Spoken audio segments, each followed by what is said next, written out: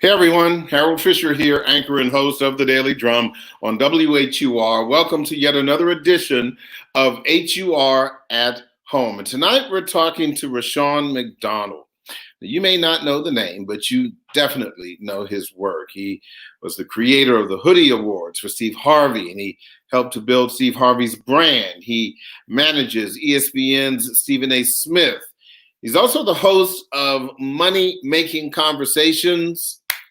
And that's just the tip of the iceberg. We're going to talk to Rashon tonight about a whole bunch of things, including how to keep your business ideas and your dreams alive during this difficult pandemic. Rushion McDonald, thanks for talking to us. I really appreciate you spending some time with us on HUR at Home. Thank you. Well, first of all, 96.3, Steve Harvey and I, that's our home.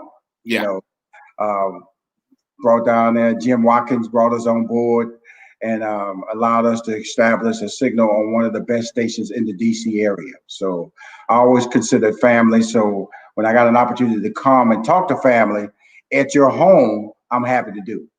Well, I appreciate you spending some time with family. You know, during this time, we all need to connect with the various parts of our family, whether it is our blood family, our friends' family, you know, our work family. We definitely need each other. So there's no question about that. Yeah.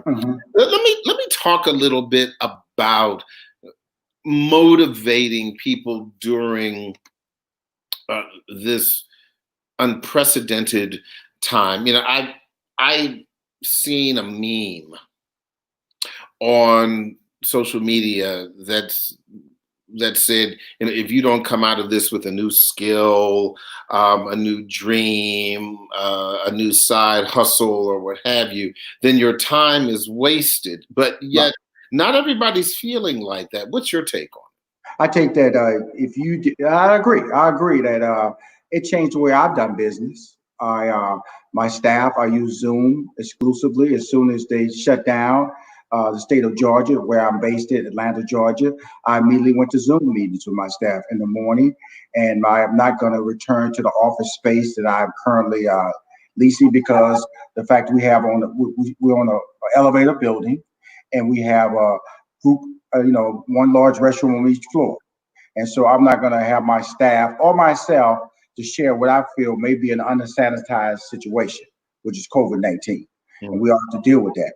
And so what I think what African Americans and people and minority people will come out of that is the way they've learned about using apps, technology, social media. And when I say that, and also if you're in the restaurant business, curbside and the Uber Eats, the DoorDashes of the world, which they didn't consider a part of their business because of the fees. And they right now, they only survived the COVID because of that situation. Also delivery, those type of things. Only business that really couldn't do anything were the beauty, barber, and hair salons. They couldn't do anything. You know, they could, you just can't get an online haircut. You can't get through an app. That part of the business was dead in the African American community or the minority community.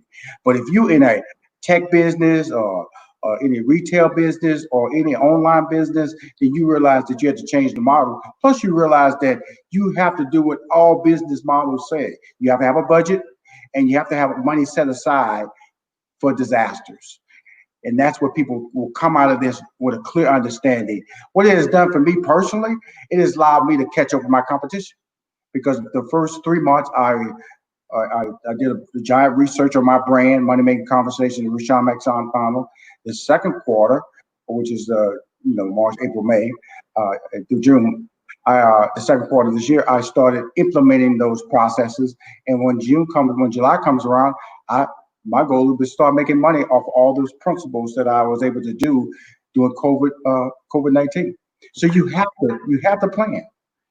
One of the things that has kind of bubbled up when you're talking about money, is that we have found that despite all of the, the Rushion McDonalds of the world and the financial experts and what they're telling us about generational Black wealth and just having a foundation is that for a lot of us, the emperor has no clothes because no one, not just Black people, but a whole lot of people other than Black people were not prepared financially for this. And, you can talk about the statistics that we've been hearing for years. Well, if someone loses their job, Right. they don't have, they really start feeling the pressure after 2 weeks. Well, now we've seen that. And so what are we learning about money during this pandemic? Well, let me just be clear about this. When I talk about the general situation, I'm talking about everybody because I do general market interviews every Wednesday. I do a general market nationally syndicated show. We talk about money making conversation and the problems that America's having with this. The major problem we're dealing with is a virus with no vaccine, and we have a president who will not admit that there is an ongoing situation, which means he refuses to wear a mask. He refuses to acknowledge that you should be wearing masks. He shut down Dr. Fauci. He shut down Dr. Deborah. He shut down CDC. And he said today that he was not kidding at the Tulsa rally when he said, slow down the test because they're using bad math. So let's start there. Because if you admit there's a problem, then guess what? We could have planned for it and we wouldn't be sitting in this disaster. Because guess what? I don't technically believe we're any better off than when we shut down and reopen. Because the rules are the same. People not wearing masks. People are still going out there. They're not social distancing. So what did we learn? We didn't learn nothing because our leadership won't allow us to accept the information that's being told that we need to follow for health reasons. Okay, so let's go to money. What you learn is that there are a lot of opportunities to make money under the COVID situation. The government really did set out some nice platforms. All you hear about all the time is the $1,200 check, the stimulus check. If you got a child 17 years or under, and they stay 17 through 2020, then you get $500 for each child. Okay, but what you didn't hear about was the Families First Coronavirus Act. Okay, where if your child or you had to stay home due to COVID-19, then you could get up to $200 a day. That's $1,000 a week for 12 straight weeks. Didn't hear about that, did you? No. Okay, you didn't. All you heard about was the $600 a week CARES Act check. That was $600 a week, which will end at the end of July. That's $600 a week. Now, this is now one time. The stimulus check and the EIP card, which is the Economic Impact Payment Card, which if you didn't file your taxes, if they weren't processed in Austin, Texas, or if they weren't processed in Andover, Massachusetts, you don't even qualify for that. So start thinking about that. You don't qualify for that. So the stimulus check, and then you realize that 12% of African Americans, because that's what I'm talking to on your show, I believe African Americans don't have bank accounts. So, which is such a difficult thing for many of us to still grasp. But please go ahead. Yeah, 12%. So that's why, and that's just African Americans, but a lot of other Americans didn't have bank accounts either. That's why they created the EIP card. Because what was happening is when African Americans or anybody went to a person to file their taxes, then the stimulus checks were going to the person who filed your taxes. And when they got your check, they sent it back to the government. So you never got the check. So let's start over again. How can I get money? Okay, you can probably get up to $365 a week on unemployment. All right, $600 a week for the CARES Act. That's $965 a week. Now, if your job laid you off and asked you to work part-time, you could have went back to your job and said, hey, I want to be a part of the work share program. And you could have gotten paid $300 a week. So it's 300 times 365, 300 plus 365 plus 600, that's $1,265 you could have been getting every week. So how should people, if they, while we still have these options open before the end of July, what should they do? First of all, go talk to your employer. These qualify. Anybody who's working for a company that has 500 or less employees qualify for the for you to be able to go to your employees and look, I need 12 weeks off to take care of my kid, and they have to do that because there's no excuse. You don't have to present any paperwork or anything. You have to say, hey, my child does not go to school right now. My child can't go to daycare. I qualify. They have to let you off. That's $200 a day max. Now you have an additional 2 weeks paid sick leave you can take due to COVID-19. That pays up to $511 a week, a day. That's $2,500 a week for 2 straight weeks. We have to just know where the money's at and go get it. Yeah.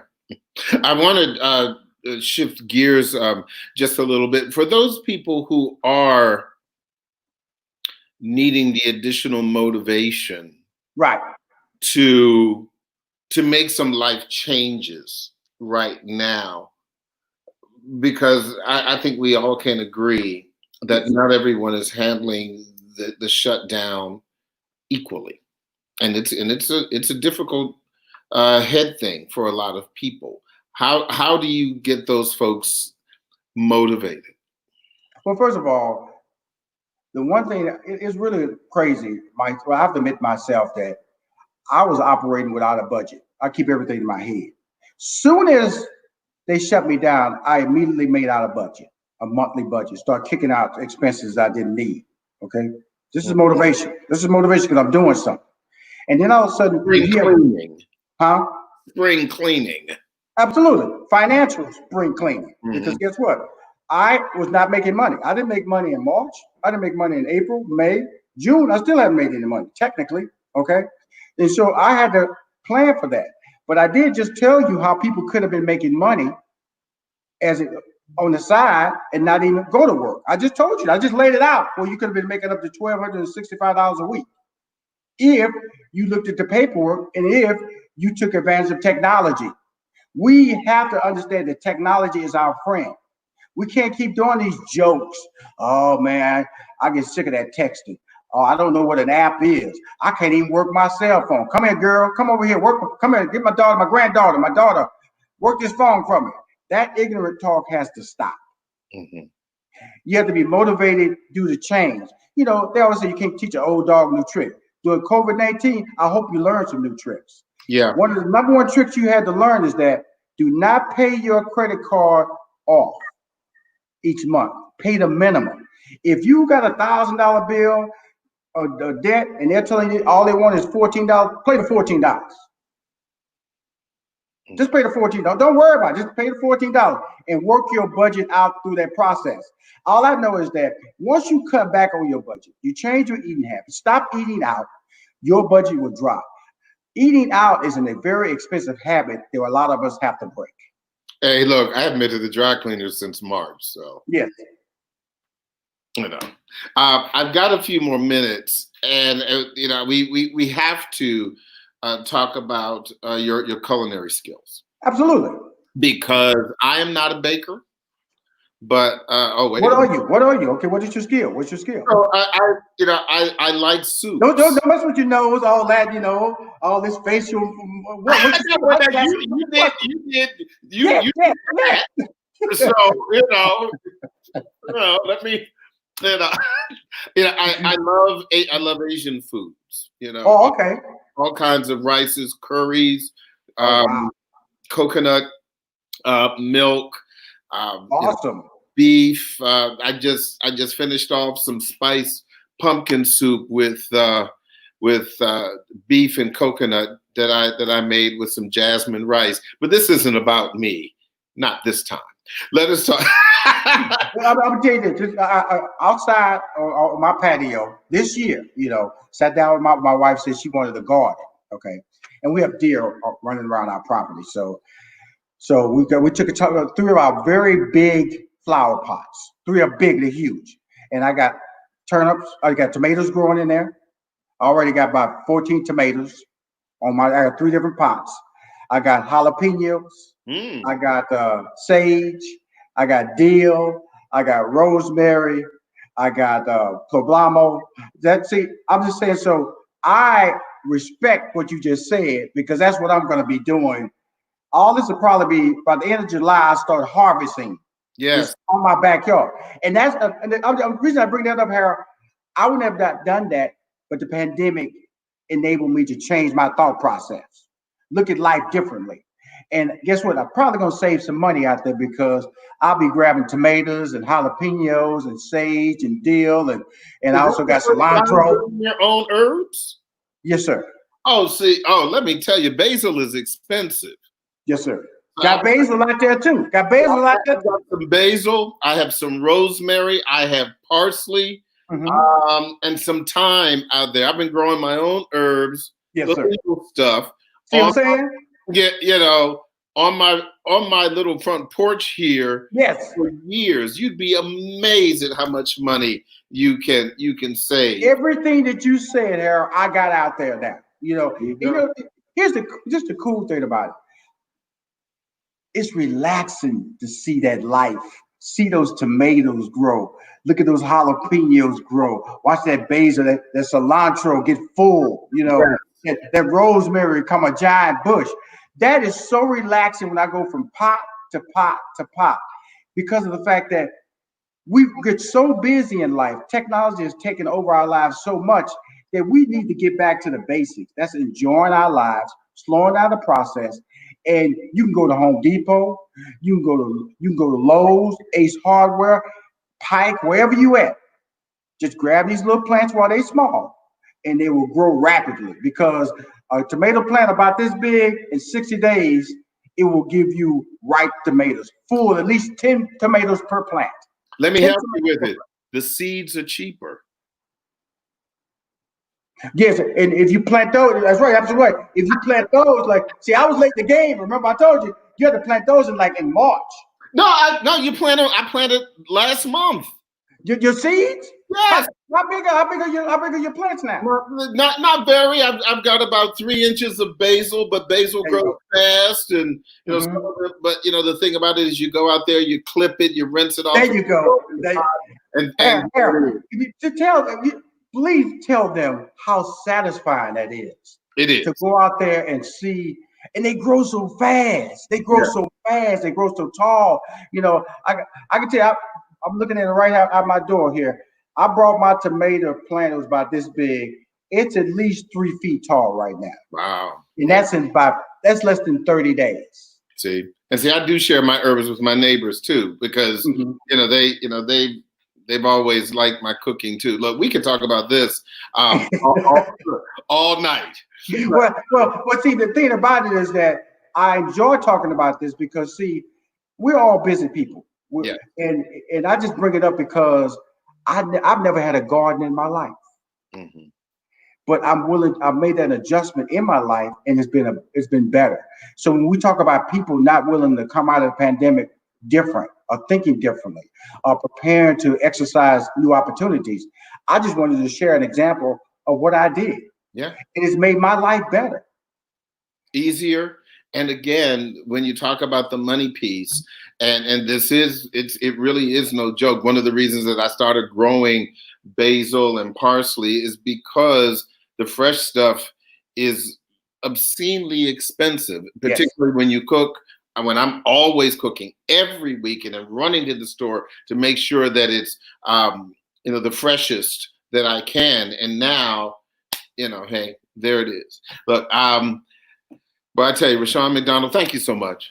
I appreciate you. Anytime we're gonna come back, we'll talk about the baking. Harold, text me your number so I can show you photos of I like to let everybody know I tell the truth. So I can show you photos of my 3 beautiful garden pots. Well, are you on Instagram? Are you on Instagram? Yes, I am. Well, what's your Instagram? At Rushion McDonald. At Rushion McDonald, my name. Okay, Harold T. Fisher, real easy. Cool. And because I've got my plants on there, some of my cooking. Now, after the pandemic, goes away or we get a vaccine or whatever, you need to call first. I don't need to see you up on my front porch. I will do that. I got my youngest brother. He has 4 beauty and barber salons in the D.C., Maryland area. So I do come down to D.C. He's doing great down there, retired Army guy, has 4 successful businesses, June 1st, he was able to open back up. So I'm proud of him. I'm proud to be able to talk to you. I consider you a friend, and WHUR is my family. 96.3, baby. Well, thank you so much, Rashon. Thank you so much. Certainly give your wife the best and the family. And we certainly encourage you to continue to do, what you're doing to raise up our community. And also, please stay safe. We really appreciate you. Got you. We'll talk soon. Absolutely. Of course, that was Rushion McDonald, brand maven and Renaissance man, for lack of a better term. We want to continue to remind you that I will be back here next Tuesday for the next HUR at Home. And don't forget, we have HUR Home for all of our social media platforms. And I'm not just the one that's doing it. All of our on-air staff at WHUR is participating. So family, I want to say I'll see you on the radio. That is it. And I'll see you next time.